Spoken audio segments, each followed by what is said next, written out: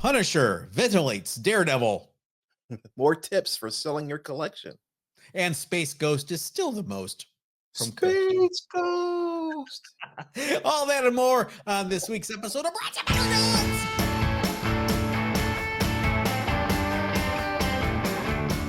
Woo! Did I have some caffeine? What? Hi, Richard. How are you? I'm good, John. How you doing? I am doing okay. Welcome, everyone. You are our comic book buddies. Hi, comic book buddies. We'll get into that in viewer mail. We had a little heart to heart with everybody on the live stream the other day. It went really well. Members, you know what I'm talking about, but you don't have to be a member to enjoy this show. You just have to help us out by clicking like, subscribing, all that good stuff. And we'll get started with our hot book of the week. Richard, bam, bam, take it away. Hot book this week is Daredevil number 183 from back in 1982. How did that cover get approved by the Comics Code Authority? Well, that's a good question. Apparently, this issue actually ran up against the Comic Code Authority. It had to be rewritten. Originally, it was supposed to come out in issue number 167, but they needed a rewrite to be able to pass the Comic Code, and then it came out issue 183 instead. This, of course, is the first meeting of Daredevil and the Punisher. The cover here is awesome. You've got the Punisher unloading with an automatic weapon into the... Can I just point out? Sorry. Look really close. Look at the chunks flying out from Daredevil's back. I don't know if I should spoil the story. He's actually using tranquilizers in the comic. Yes. So Daredevil doesn't actually get his gut ripped out by the submachine gun. But it's an interesting visual, So yeah, the reason why this is hot is because, of course, the new Daredevil season is coming out next year, and it's to feature a return of Frank Castle, which makes sense because both Daredevil and Punisher have the Kingpin as their primary villain, so to have them in the same series is logical. But this is a famous cover. I love this cover with you've got the blind guy with the cane versus the buff guy with the machine gun. Who are you betting on, Richard? I'll take Punisher all day long. I'm going to go with Jake Paul. That's very topical. Thank you. Here's the thing. This was, like you said, supposed to run in Daredevil 167, big angel dust story. Mm-hmm. You would think the Comics Code would have a problem with the violence. No, violence was fine. It was the angel dust and the drug references that had to be toned down or changed. So that's why you're deep into the Frank Miller run at this point. But all of a sudden, Roger McKenzie is back on the book as the writer, and you're like, wait a second, is he back? No, it just was held over because of that. What's this sell for now? This goes for a 9.8, goes for about $200. That's down from its high, surprisingly, not during the comics boom, but last year for $285 on GPA. Well, I have a feeling it's going to shoot up again. In my ever continuing quest to ruin classic covers for everybody by pointing things out, look at Daredevil's legs, where they are in comparison to his torso. Okay, now if both legs were in front of the Punisher, where the Punisher is shooting his torso, it doesn't make any sense. The Daredevil's left leg should be behind the Punisher. I see your point. I'm here to ruin everyone's childhoods. No, Marvel does a good enough job with variant covers for that.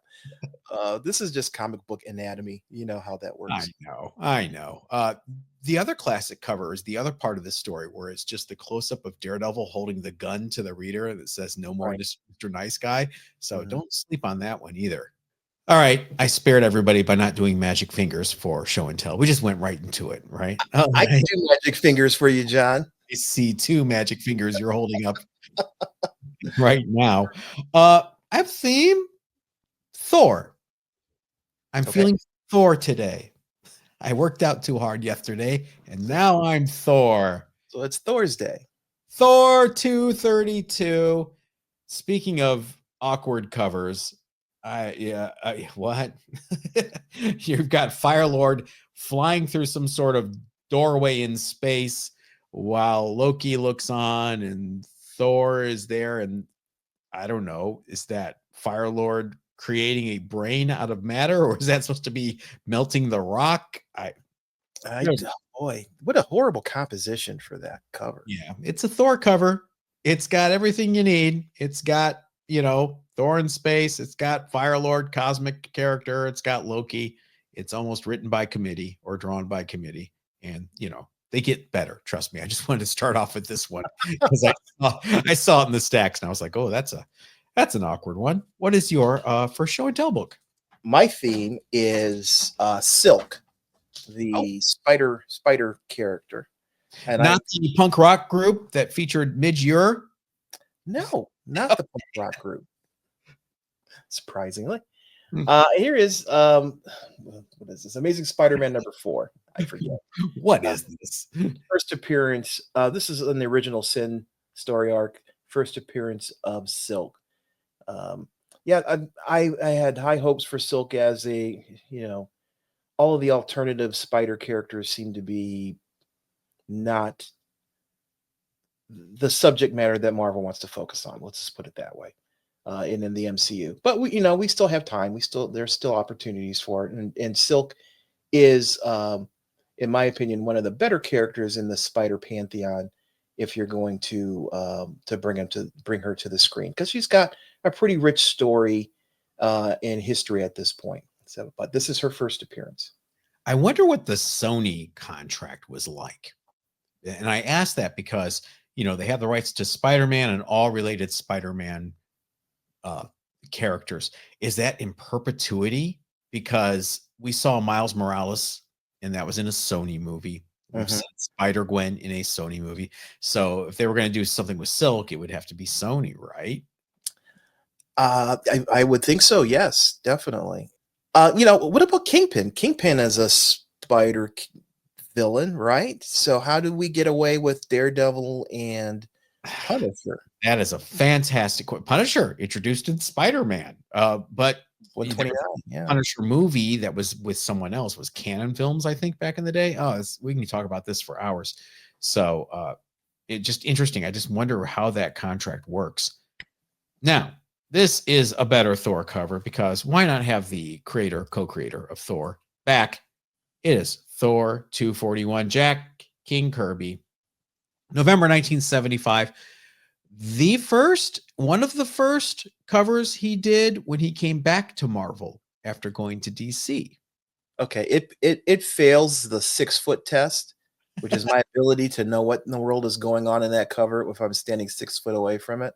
You've got Thor in a Harryhausen film. He's just taking care of all those skeletons with swords coming at him. So it's Jason the Argonauts kind of Thor. Yeah, exactly. Especially this guy. Look at it. The God of Thunder shall triumph over all, and there it is. Yeah, this is the heart of Thor. When I just didn't read him when he was theeing and dying around. It just wasn't an interesting comic to me. That didn't bug me. It was okay. We're gonna do all the space spanning sagas that Jack used to do. And it's just going to be endless. This period of Thor, I think it was Jerry Conway and John Buscema. He just never returned to Earth, only occasionally. It was almost like a weird combination of a barbarian title and a science fiction title. It was very strange at this point. It must have sold because Thor was always a consistent seller. Yeah, it was always there. It just wasn't something that I ever picked up until, of course, the Simonson run. I think everybody had given up before the Simonson run.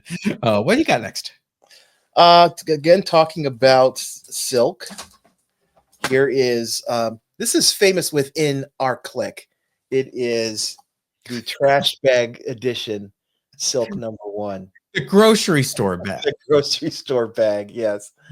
This is on the podcast. It's got like a brown paper cover. Right, it's a Comics Pro store variant, and the front cover is made out of some kind of brown paper, The back cover is normal, so I don't wonder if it's just the print on it. It has a texture to it because Yeah. I actually had this graded. Yeah, this has been hanging around my collection for quite some time. But it is quite a rare book. I think it's the rarest variant of the Silk #1 that's out there. But it's just an interesting cover. It's one of those. This particular cover has different color variants, several different color variants, and this is the most rare of all of them. It's not one of the more appealing covers in terms of how it looks, but there it is. You can carry your eggs in it. You can just read it and enjoy it. I said it was a combination Thor in the 70s. Barbarian meets science fiction. Mhm. Thor 243. You've got Thor versus giant dinosaurs from the past and spaceships in a time where time has gone mad. Beautiful Gil Kane, Joe Sinnott cover. But just what's going on in this book, Richard? That's a very good question. This cover is a little bit easier to me. You got to be able to look at the cover and say, "Ooh, that's cool. I'm interested in that." And here you got dinosaurs, which is a big thumbs up, and you got Thor. So it's to me, it's a good draw. That Thor figure there by Gil Kane, I don't know if it's just emblazoned in my childhood memory or if he has swiped himself in that pose so No, many times. I was going to comment on that. He seems to be in that pose quite often. Isn't that the same pose he was in for Silver Surfer? And I think so, but I know Gil Kane in particular loves this pose because I see Conan covers where he's Mhm. in the same pose and the sword is here instead of the hammer or whatever. And he just loves that pose. It's high energy pose. He's in the process of doing something. So Yeah, he's gonna knock the teeth out of that. Look at how nice the dinosaur's teeth are. the coloring on the dinosaurs is also really impressive. I'm more concerned about the dinosaur's orthodonture. And what is your last show and tell book? My last one was one of my favorite books. It's War of the Realms: New Agents of Atlas #1. This is the Frankie comic store variant with it's a beautiful version variant with silk on the cover. It is what's the young woman's name? Sabine Rich Mm. is the artist who did this. As always, John and I always have been fans of New Agents of. That's why I sighed. What happened to Agents of Atlas? I'm wistful. I miss it. I wish it would come back. Yeah, Marvel really has just gone through a change in their strategy, both for the U.S. market and foreign markets. Because things that were at one point rumored to be coming are just gone. Yeah. Uh, Agents of Atlas, I don't necessarily need the Asian focused group or necessarily the 1950s heroes focused group. I think a combination of the two of them would actually be really cool because Jimmy Woo is the uniting factor in both of them. So it was one of those books. Again, we've talked in the show the past few weeks of books like Spider Girl or Deadpool originally in the 90s and 2000s that just survived barely month after month. And they just had a hardcore fan base. Thunderbolts at one point was the same. Bill Jemas, the publisher of Marvel at the time, we get angry because the books would not drop or rise. So it's like, I can't cancel this the way I want to. I really want to cancel it, you know. And Agents of Atlas, the point I'm making here, there is one, I promise. Agents of Atlas was one of those titles. It just survived and survived and survived until it didn't. And I just wonder, it's been a few years. Maybe it's time for it to come back. Okay, I'll stop rambling. Richard, people like to hear us ramble, believe it or not. Strangely enough. And they also get extra rambling twice a week because they're members here on YouTube for the cost of $2.99 a month. You say it with me, less than a That's Starbucks. You can have exclusive episodes on Wednesday. You also get exclusive live member only streams on Thursdays, shout outs and future videos. This week, you can actually see the name scroll by. Yes. Thank you, everyone, for pointing that out. And you also help Richard and I pay for software that's going up.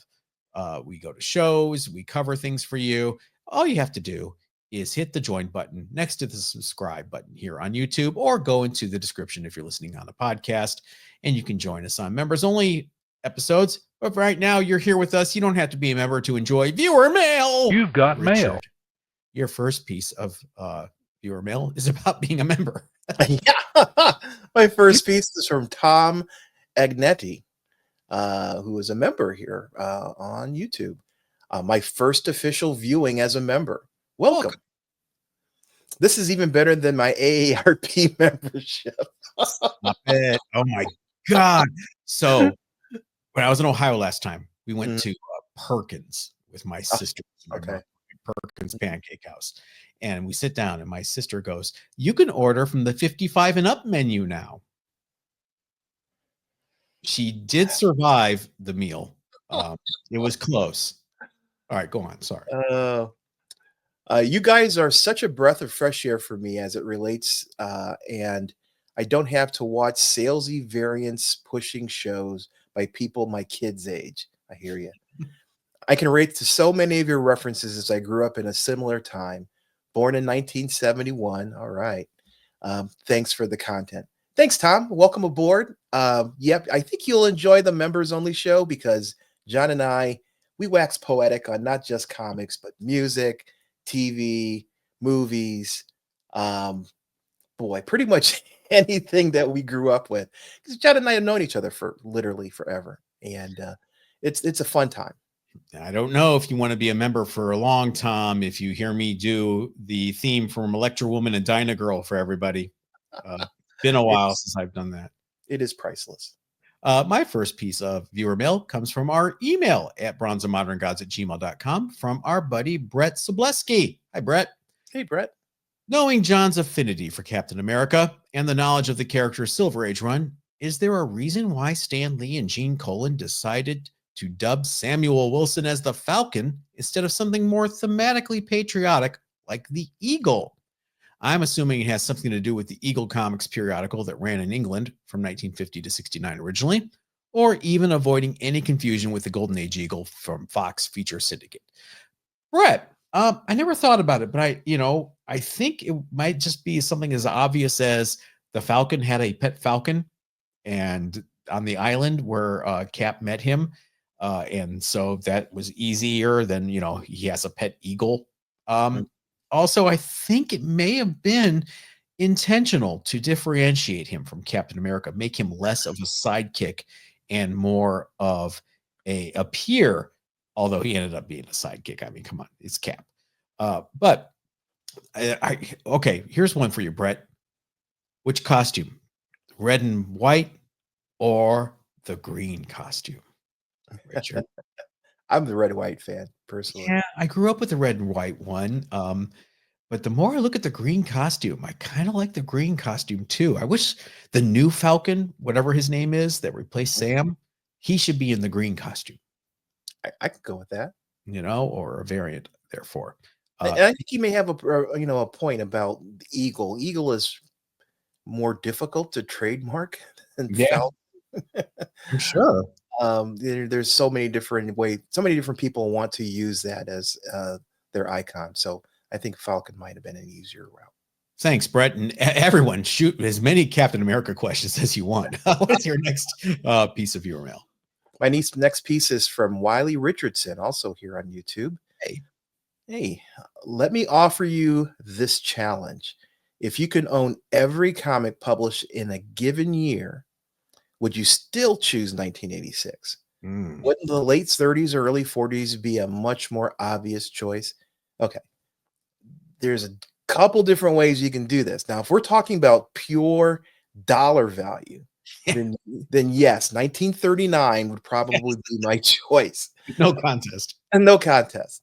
But if you're talking about the impact on me as a reader, then I would say the period between 1984 and 1987 are the sweet spots for me as a comic collector and reader, and it built the basis of my love of comics, to be honest with you. That's when I was young and impressionable, and the stories are all impactful and had meaning to me. So me personally, I would probably still, I don't know. John likes 86, and 86 has a number of great reasons why.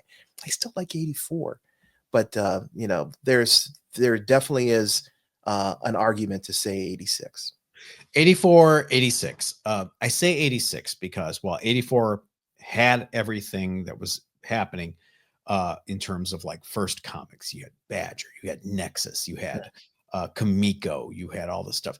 86 is when key things happened, like Dark Knight Returns, Watchmen. Well, actually, Watchmen is 87. People keep correcting me on that. You're right, it's 87. But there are more Longbow Hunters, I think was 86 as well. Mhm. There was more mass in 86 than 84 is what I think. While Swamp Thing was in 84, it was also in 86, and it was better in 86 because he had been on the title for 2 years and was in a groove, in my Yeah, opinion. yeah. So that's why. Terms of revenue, it's either 38 or 39. I'd have to do the research to see. Marvel Comics is 38. Detective 27 is 38 or 39. I thought it was 39. Well, Action is 38, Action 1. So, but I want a Captain America Comics #1. Anybody got a spare one for $20? I got $20 right here. I can get you a facsimile of one. Oh, thanks. I'm set for facsimiles.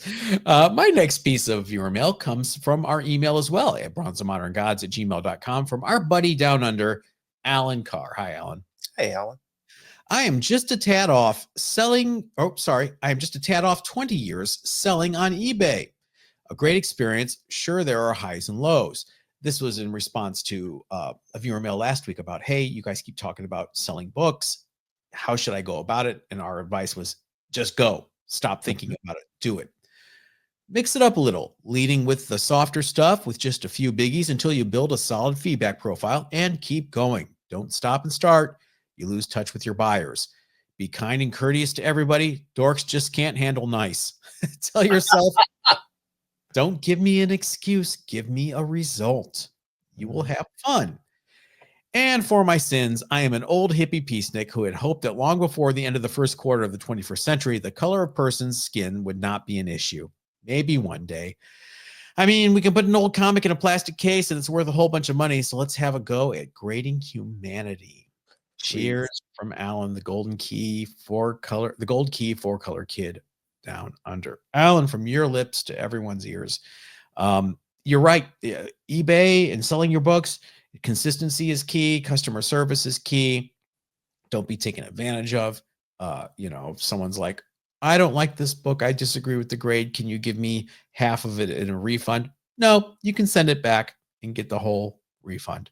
And then I find if you call their bluff like that, they'll either send the book back and you can sell it again, or they're like, no, I'm fine, thanks. Any experiences you've had? Yeah, I've been a member on eBay since 1999. Been selling since then. I've sold a lot of comics on eBay, and to me, the real secret is fast shipping. Get the Mhm. books when you get the order, immediately turn it around, because the sooner that they get the book, the sooner you get your money, and typically the more responsive they are to the feedback, because the feedback is what you want to build. The feedback is that number after your name that indicates how many positive comments you've gotten from sales. That's the only way that you can get feedback is through sales. So build your feedback number up by responding quickly to any questions and shipping immediately. It's amazing how the conversion rate of your transactions to feedback will improve by doing that. I'm so frustrated in one aspect of eBay is I sold a couple of books that I've had lying around forever. And I Mhm. just threw them up on eBay after swearing off of eBay for a long time. And I've had 100% positive feedback. I still do. But then they rate you on different things like, courtesy, responsiveness, shipping cost. I've had fives on all of them until last week. I have a 4.9 on shipping cost. Hmm. I don't understand why, because I charge exact priority shipping. I don't inflate it. I don't put in the cost for the Gemini mailers, nothing. So whoever that moron was that got mad because it cost $9 to ship a book in a Gemini mailer, it's because it cost $9 to ship a book in a Gemini mailer. Yeah. So never buy from me again. Richard, what is your next piece of your Just trick is don't buy that $3 book. And expect John to ship it for $3. seriously?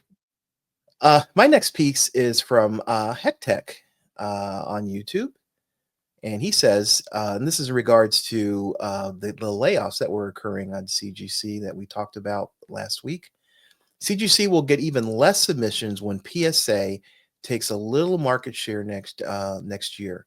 PSA is, of course, the other grading company that focuses on sports cards right now that is going to be releasing comic book slabs. We saw them at San Diego this year. They looked impressive. The prototypes, now these are prototypes. The cases were rock solid and looked really, really impressive. Still, the label was incredibly boring, but maybe that's their plan because it matches their sports cards labels. But yeah, I think there's a lot of money behind PSA, and if they can develop a market share, it's going to eat into CGC's market share, and it's going to cause them even more people abandoning them. I mean, I think they've lost that sheen of quality through a variety of different mishaps here in the past year. So PSA could definitely step in and take over some of the market.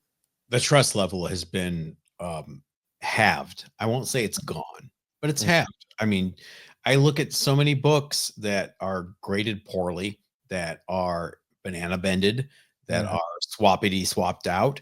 I look at books I send in and it's a 9.6. Why is it a 9.6? Why? If you're going to knock me, you tell me why it's a 9.6 when I know it's a 9.8. It's just a frustration. Look at still only 35 cents here on YouTube, his channel. He had a video he dropped this weekend where he sent in his UK magazines and they slabbed one of them backwards. So the back cover is facing the front with the label. I mean, just stupid stuff. Anyone with one functioning eye can look at that slab and say, oh, perhaps this shouldn't go out this way. So it just tells us no one's looking at them. It's a sausage factory. Get it out the door immediately. Now, before you go, I have to tell you, something happened today that I've never seen before. Coincidence or something more? You decide. Oh. I have not renewed my membership for the first time in nearly 20 years. I got an email today from CGC offering me a discount to renew my membership. I've never gotten that before, ever, ever, ever. And it's discounted for the mid-tier membership to $120. You get $150 credit. Right. I stopped. I hesitated. I was like, what? No, don't do it. Don't do it. I got to stand my ground. What were you going to say? No, you had mentioned that you had, had seen that. Yeah. Is that since you've been a member since the past 20 years, maybe that's something that's standard for people who are lapsing. Anybody in the audience, anybody out there has seen that in previous years, let us know. Let us know. I will say I was a little tempted just to do it and send in a bunch of modern stuff in, or maybe magazines that I've had sitting around. But I thought, no, I have to take a stand here. I have to, I have to teach them a lesson. Will it teach them a lesson? Probably not. I'm one guy in the sea of millions, but at least I'll feel better about it. It's teaching those who thought $500 million was a good price for CGC a couple of years ago. Ooh, well, let's move on to my last piece of viewer mail because I got this, and guys, I'm just gonna read it to you. Okay, it comes from our buddy David Oki Collectibles on Instagram. John and Richard, I was happy to hear that you realize that you are an outlet for some of us who have no one to talk shop with about our favorite hobby. Yes, in live stream last week, I had a strange realization that we're your comic book buddies for people that, they're married, their kids have moved out or whatever. They don't go to the LCS anymore. They have no one to talk comics with. We're your comic buddies. We're here for you. For me, it goes a little deeper. I stumbled across your Instagram channel while watching Elite_11 auctions. This was early into the COVID lockdown and provided me a much needed outlet. I suffer from anxiety and depression, which was further amplified by the loss of human interaction. Your videos were actually a lifeline that brought me out of my malaise and back into the living. I realize your show will eventually end, but I will enjoy it while it lasts. We may never be actual friends, but I wanted you to know how much you helped me when I was down. I collect comics because for me, it is therapeutic. It takes me back to simpler times when the pressures of life did not matter. David, you are our friend, and I want to meet you in a show sometime. I want to shake your hand. I want to give you a hug. You are absolutely our buddy here. You are a big supporter of the channel. You write us a lot. We appreciate it every time. Do not hesitate to ever say hi to us if you ever see us. Yeah, please come up, say hi. Like I said, John will shake your hand. I'll shake your hand. Oh, God. But I appreciate it. The COVID did play a number on us in terms of that interaction. That's the reason why we started the show, to be honest with you. Why we're here. Yep. John and I just had an urge to communicate, and we figured we'll put a camera on at the same time. And it's worked out. And here we're going on in our 5th year. So definitely look forward to hearing from you. Yeah, and thank you so much for that email. It meant a lot to me, and I really appreciate it. You are one of us. You are one of an old fart. You're one of us, old fart. You know, basically, I'm saying it's the old fart rule.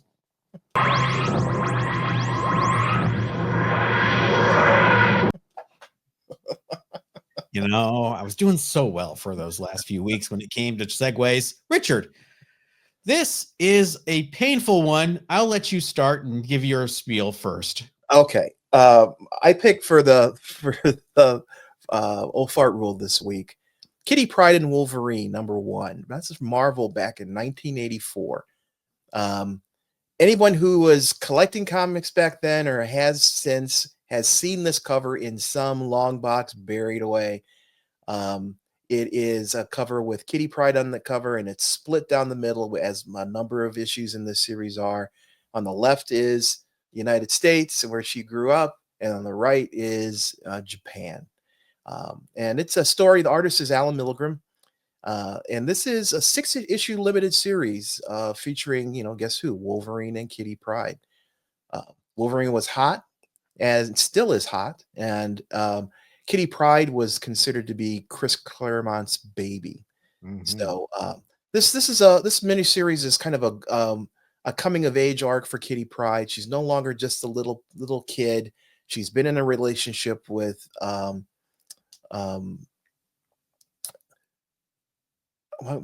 Colossus? Colossus. Why couldn't I think of Colossus, for goodness sake? He's been written out of the book for so long. Oh my goodness. Yeah, in relationship with Colossus, that they broke up because he found someone else that he loved more, as she says. It was what it was during Secret Wars, right? He fell in love with an alien. This is after he had a 3-way in the Savage Land during the Burn Run, by the way. Peter, come on. Yeah, come on. Yeah, so this series establishes her, she went through a number of different names. Sprite was my favorite one previous, but then she settled on Shadowcat. I liked Ariel. Ariel was cool. Anyway, she also finally established an ongoing costume.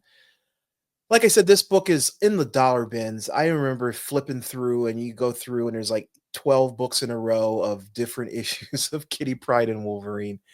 Right now, 9/8 are selling for about $50. There's a Canadian price variant that goes for a little bit more.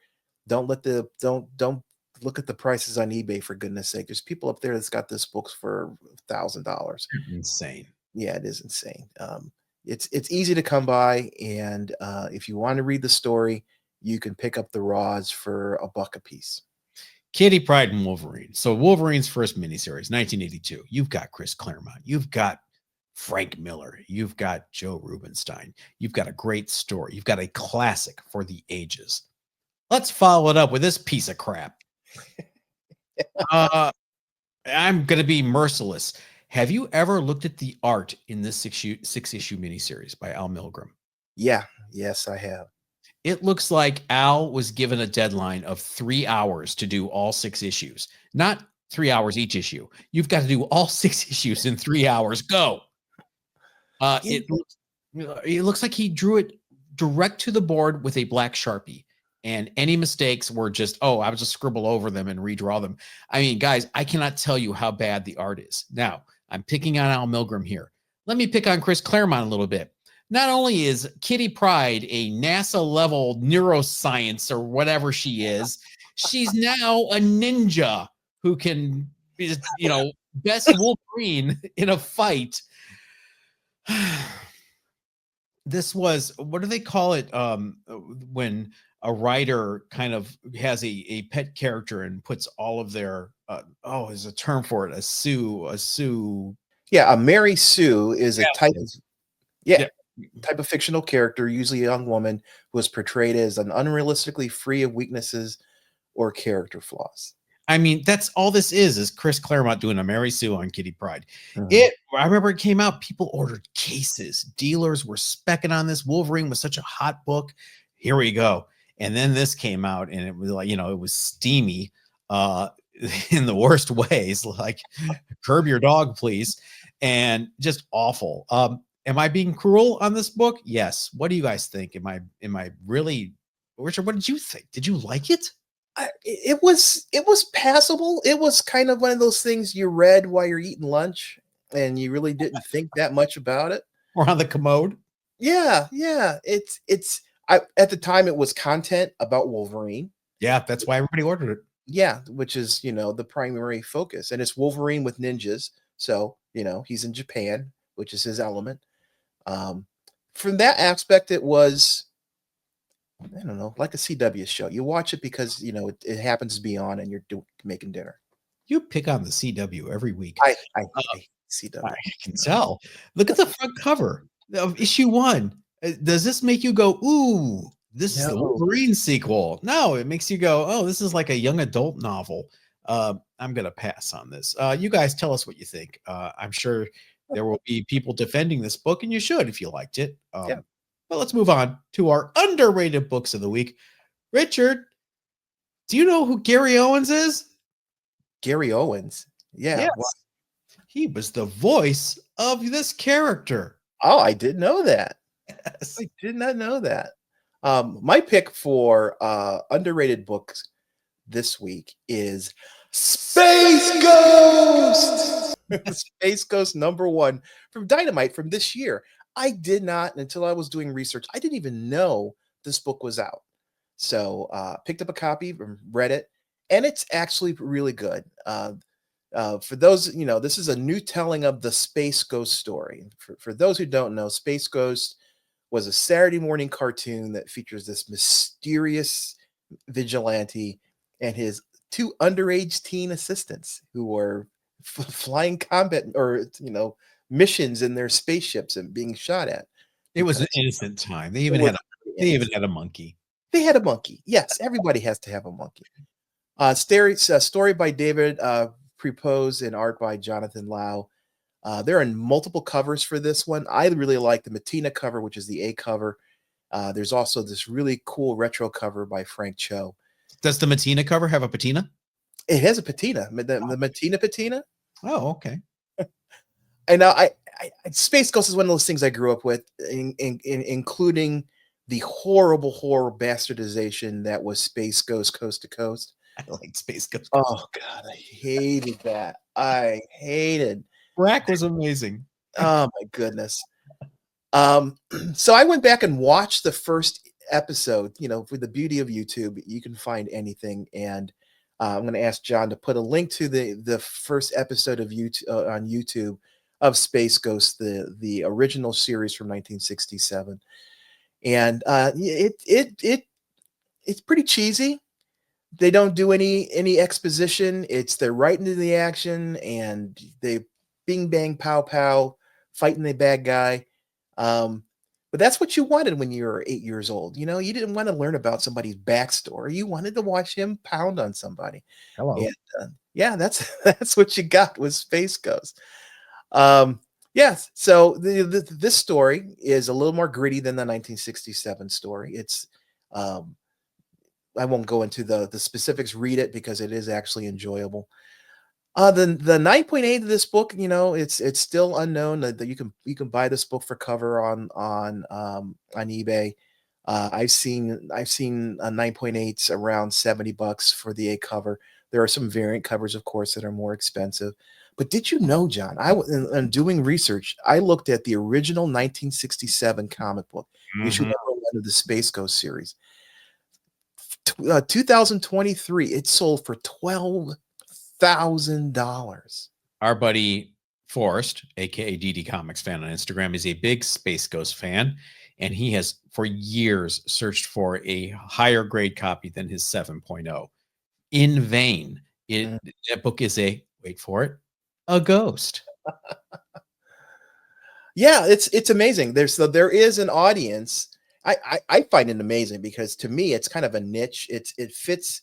If it wasn't for Space Ghost Coast to Coast, I think it would be a very nichey Hanna-Barbera kind of audience that would be interested in this. Because original was a Gold Key comic, and but I think Space Ghost Coast to Coast. For those who don't know, Space Ghost Coast to Coast was it was an interview show made using the Space Ghost character and one of the villains from the show as the interviewer and his sidekick, and it was very, very, very, very, very cheesy. It was absurdist, almost surrealist humor. Well, lots of non sequiturs. Mhm. Um, you got to have that. You got to have that in your brain. You got to have that little nodule in your brain in order for to enjoy it. Space Ghost is a character. Okay, you guys, you and Forrest are going to hate me, and I think half the audience is going to hate me. I maintain Space Ghost, the character, is famous for one reason and one reason only, and that is Alex Toth's amazing costume design. The costume is pretty impressive for That's the random. only reason people like Space Ghost. You You don't think go, oh, do you remember that time when he fought, well, that guy, the that lava monster, or yeah. alien? I mean, name a memorable Space Ghost tale. Maybe I haven't been exposed enough to Space Ghost, but I remember the Herculoids more than I remember Space Ghost. Herculoids. That's a name I haven't heard You forever. know, so I maintain if it wasn't for that beautifully designed costume, this would have been lost to the mists of time decades ago. Yeah, I think nostalgia will always play a factor, but I agree. It was an important reason why people hold on to this thing. Yes, I hold on to this for my underrated book of the week. It is Chamber of Darkness, number 5. Tales to Blast Your Brain, Richard. Ah, wow. Phew. Ouch. Painful. Why? Because underneath this beautiful Jack Kirby Bill Everett cover is one of the last stories Jack Kirby did for Marvel during his original run there before moving over to DC in 1971. It was both written and drawn by Jack, which was a rarity. He did a couple of horror stories that he wrote for Marvel. He also did the Inhumans series and Amazing Adventures that he wrote and drew. I kind of get the feeling this was like Martin Goodman and Stan Lee trying to extend a little olive branch to Jack to get him to be happier because he wasn't happy. He wasn't getting plotting or writing credit on the other stuff he was doing. This, in particular, is a great underrated bronze horror book. This story has the typical twist ending. I can't tell you about it or we'll give it away. So, just a man is following this Air Force pilot and walking through walls and just won't leave him alone. Higher grade raws of this book sell on eBay for 25 to 40 bucks, a little higher than the issues that surround it. A CGC 9.8 last sold in 2022 for $336. Now, Wow. yeah, seems cheap. Yeah. To me, it does. This is my PC copy. It's gorge. I would say it's about a 9.2. It's nowhere near a 9.8, but very happy I have this. Love this cover. Love the what Bill Everett brings to it. Mhm. You know, Bill Everett kind of softens the hardness of Kirby, so it's not so angular and squiggly. He kind of fixes a little bit of the anatomy, and they were just a great duo. And they just did not. There's a couple issues of Thor they did together that are gorgeous. They didn't work together a lot, but when they did, it was great. Can you hold that cover up again? Sure. I just love. So we talked about bad composition previously. I think this is an example of, your eyes are drawn directly to the monster coming through the wall, and then they're drawn down to the figure. I think that's an awesome. It's typical Kirby, and he really knows how to tell a story with pictures. Richard told a story in 2 covers. Bad Kirby, good Kirby. Yes, definitely, definitely. Interesting.